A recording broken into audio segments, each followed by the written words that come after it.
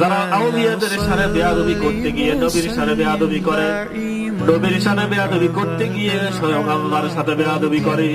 ঠিক কিনা বলেন? আজকে যারা বলেন মিলাদ কিয়াম হারাম, নামাজের পরে মুনাজাত হারাম, কবর জিয়ারত না যায়, যারা কবর জিয়ারত করে তাদেরকে বলে মাজার পূজারী। ঠিক কিনা বলেন?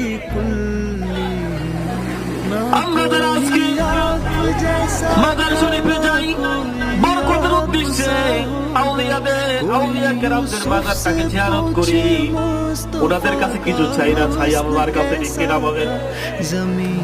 আল্লাহর কাছে চাই, তাদেরকে উসিলা করে বলি যে মাওলানা আবুল বাশার সাহেব একজন যোগ্য ইসলামের হাদি ছিল, ইসলাম প্রচার করে করে তার জীবনটাকে শেষ করে দিয়েছে। ঠিক কিনা বলেন? বাড়িতে বাড়ি করে নাই, গাড়ি করে নাই,